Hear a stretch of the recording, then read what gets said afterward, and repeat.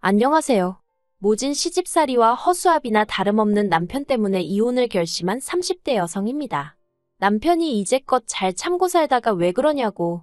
나중에 시부모님 돌아가시고 나면 그 재산 다 우리 건데 아깝지 않냐는데. 이렇게 살다간 시부모님 돌아가시기 전에 내가 먼저 죽게 생겼다 했습니다. 그리고 그 재산, 맨날 입으로만 땅이 얼마고 아파트가 얼마고. 솔직히 믿음도 안 가요. 그렇게 팔기만 하면 다 돈인데 어째서 매번 아들 며느리 주머니 털어갈궁리만 하시는 건지. 아무튼 그동안의 세월을 모두 쓰자면 너무 길어질 것 같지만 그래도 한번 적어보겠습니다.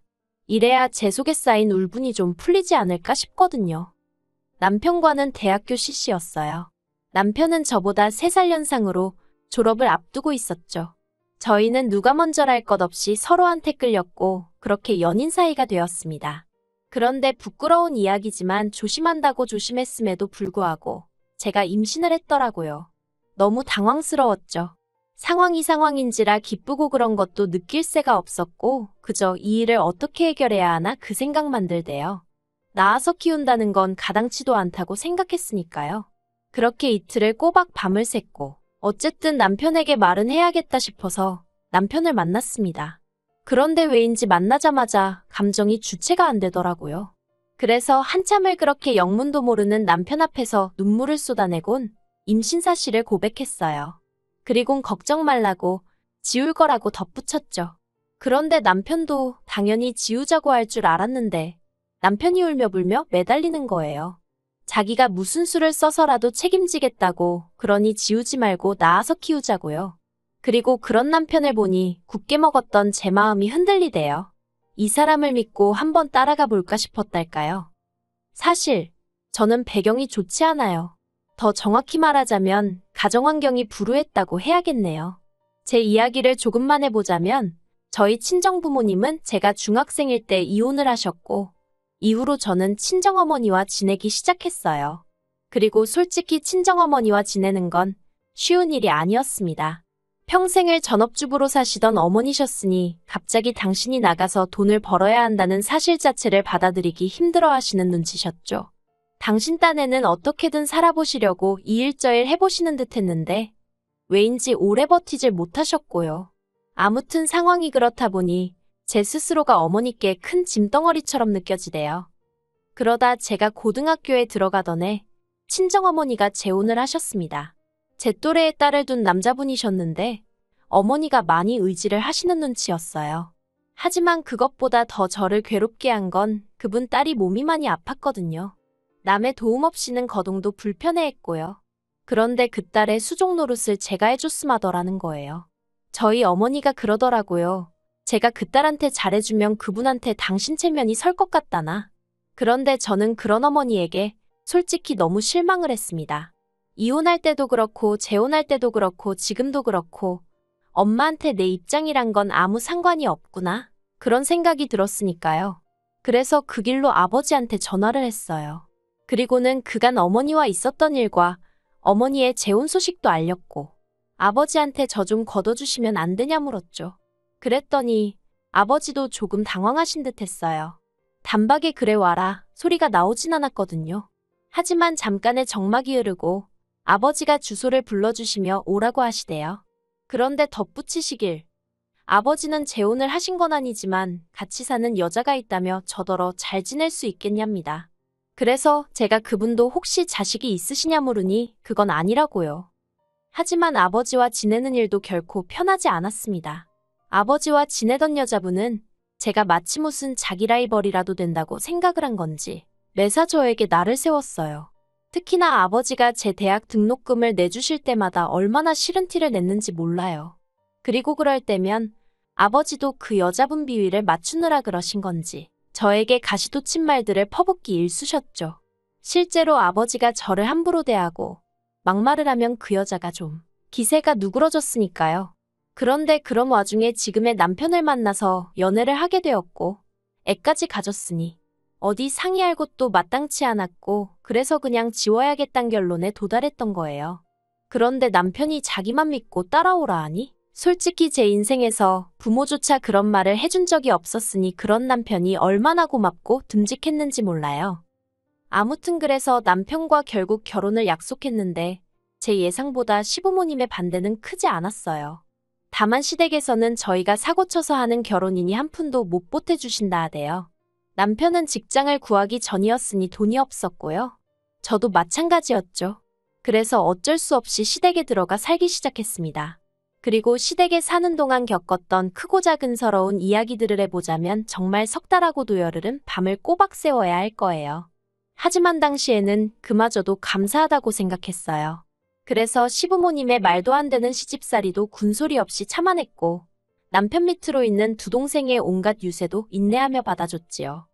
그리고 다행히 제가 애를 낳고 얼마 안 되어 남편이 취직을 했어요. 그리고 남편이 첫 월급을 타온 날 제가 남편에게 그랬습니다. 죽기 살기로 돈을 모아서 우리 꼭 분가하자고요. 그런데 이 얘기를 방문 밖에서 어머님이 엿들으시고선 완전히 집안을 뒤집어 놓으셨어요. 먹여주고 재워줬더니 돈 좀 번다고 내뺄궁리를 한다면서. 그리고 저는 그땐 뭐가 그렇게 무서웠는지 그런 어머님께 죄송하다고 잘못했다고 몇 번이나 빌었죠. 그러자 어머님이 남편더러 월급 통장을 내놓으라시대요. 이제부터 당신이 관리를 해줄 거고 생활비는 저더러 탓쓰라면서요. 그리고 전세보증금이 모이면 그때는 당신이 알아서 분가시켜주겠다 하시는데 차마 뭐라고 반박을 못하겠더라고요. 남편도 꿀먹은 모마냥 가만히 있고 그래서 그렇게 월급 통장을 뺏겼습니다. 그런데 그렇게 세월이 지나도 분가의 비읍자도 어머님이 꺼내질 않으시대요. 저는 저대로 모진 시집살이에 독박육아로 우울증까지 겪게 되었는데 말이죠. 사실 그때는 제가 우울증이란 것도 몰랐어요. 병원에 한 번 갈래도 어머님한테 어디가 어떻게 안 좋고 그런 이야기를 다 해야 했는데 한 번은 제가 열이 39도 가까이 났는데도 별거 아닌데 엄살이라 안 된다고 하시는 분이셨으니 아무튼 그러다 하루는 저는 기억도 잘 안 나는데 남편이 말하길 제가 베란다 난간위로 올라가고 있더랍니다. 그러면서 남편이 자기는 정말 제가 죽는 줄 알았다고.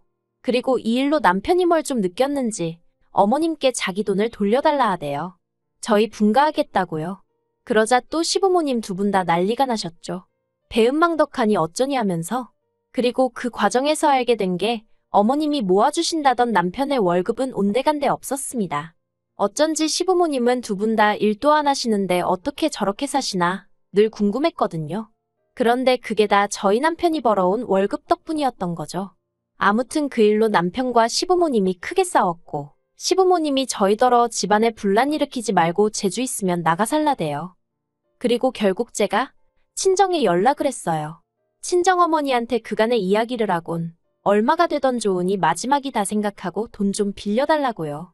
그랬더니 친정어머니가 저더러 왜 그러고 사냐면서 엉엉 우시대요. 저도 뭐라고 말을 해야 하나 싶었어요.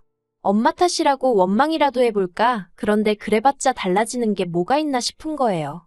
그래서 그냥 저도 엉엉같이 울었습니다. 친정아버지 반응도 비슷했어요. 애비 노릇을 못해줘서 미안하다고. 아무튼 그래서 어찌저찌 2,500만 원이란 돈을 마련했고 그렇게 저희가 분가를 했습니다. 그런데 저희가 분가를 하고 나니까 그때부터 어머님이 매일같이 전화를 하셔서는 사람을 집요하게 괴롭히시대요. 니네만 잘 먹고 잘 살면 다냐면서. 가족들은 안중에도 없냐 별의별 억지를 쓰셨죠. 그리고는 급기야 남편이 받아오는 월급의 절반을 요구하셨어요. 당신들도 먹고 살아야 할 거 아니냐면서. 그리고 결혼도 안 한 동생들은 저렇게 내버려둘 거냐. 그래서 제가 친정의 돈도 갚아야 하고 안 된다고 했거든요. 그랬더니 친정에서 너한테 해준 게 뭐가 있냐면서 막말로 너 배불러 오고 애 낳고 몸조리하고 그럴 때 네 옆에 네 애미가 있었냐 내가 있었냐. 솔직히 옆에 계셨던 분이 어머님이었던 건 사실이었죠. 다만 저를 위해 있어주신 게 아니셨지만요. 하지만 이런 이야기까진 안 했고 아무튼 월급의 절반씩이나 드릴 수는 없다고 했어요. 그리고 결국 달에 30만 원씩 드리는 걸로 합의를 봤는데 저더러 이기적인 X라고 하시대요. 하지만 그래도 분가 후에는 일이 좀 잘 풀려갔어요.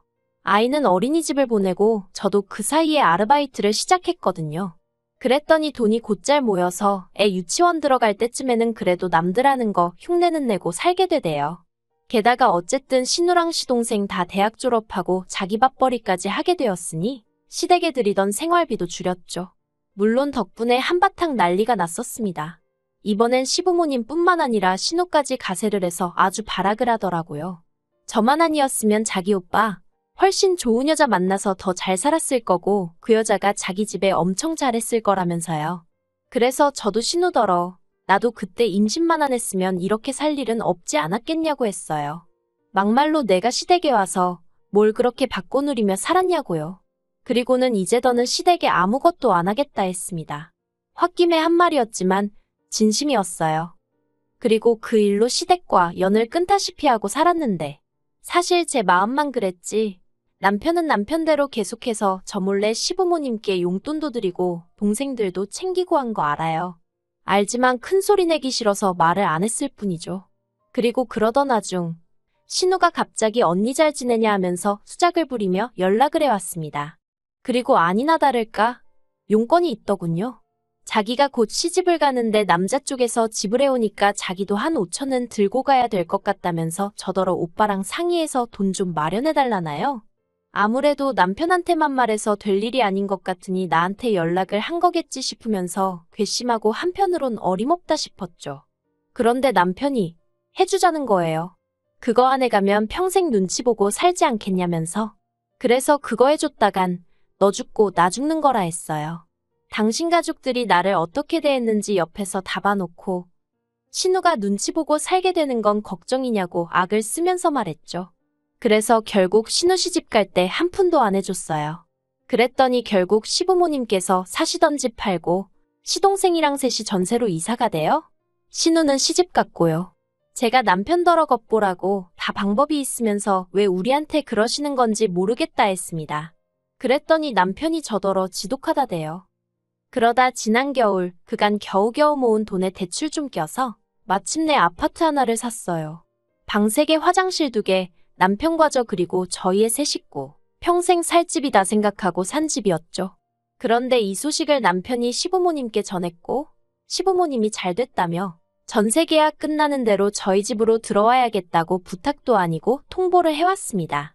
제가 남편더러 말도 안 되는 소리 하지 말라고 했어요.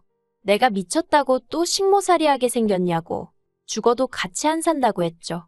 그랬더니 남편이 하는 말이 공짜로 들어오신다는 것도 아니고 지금 사시는 집 보증금 빼서 우리 주신다는데 뭐가 그렇게 문제냐입니다. 그리고는 시부모님이 돈이 없어서 그런 게 아니라 물려받으신 땅도 있고 또 지방 어디에도 집이 있고 그래서 제가 그럼 그거 다 팔아서 궁궐 같은 집 짓고 사시면 되지. 왜 합가를 하자는 거냐 따졌죠. 그랬더니 남편이 한다는 말이 가관이에요. 그건 잘 뒀다가 저희 물려주려고 하시는 거라며 시부모님도 다 계획이 있으시다나요? 어이가 없어서 다 필요 없다 했습니다. 남편더러 시부모님 계획이 뭔지 나는 모르겠고 시부모님 재산도 하나 갖고 싶지도 않다. 그러니 사람 힘들게 하지 말라고요. 그런데 시부모님이 포기를 안 하시대요. 급기야 연락도 없이 쳐들어오듯 집에 오셔서는 저희 애를 뭐라고 구워 삶으셨는지 애까지 할머니 할아버지랑 같이 살고 싶다 그러는데 그래서 제가 애더러 그러면 오늘 할머니 할아버지 가실 때 따라가라고 했습니다. 그리고는 여행 가방에 애 짐을 싸기 시작했어요. 솔직히 진짜 보낼 생각은 없었고 생쇼나 마찬가지였죠. 그런데 시부모님은 제가 진짜로 애를 보내려는 줄 아셨나 봐요. 저더러 진짜 모질다면서 이래서 처음부터 마음이 안 들었다나 그러더니 저더러 나무가 아니라 숲을 봐야 한다면서 자기들한테 좀 잘 보이려고 해보래요. 그러면 자기들 죽고 나서 그 재산 다 어디로 가겠냐고요. 그래서 그 재산 실컷 쓰고 돌아가시라 했습니다. 살아서 자식 괴롭히지 마시고 그 돈으로 좋은 거 먹고 좋은 데 다니다 가시라고요. 그리고는 내 집에서 그만 나가달라 하니까 이게 왜 네 집이냐 내 아들 집이지 하고 나오시는데 그럼 그렇지 그 소리 왜 안 하시나 했어요. 그래서 한번 이 집이 정말 누구 집인지 따져볼까요? 하고는 남편더러 그 자리에서 이혼하자 했습니다. 그리고 며칠 뒤 남편하고 밖에서 따로 만나서 대화를 나눴어요.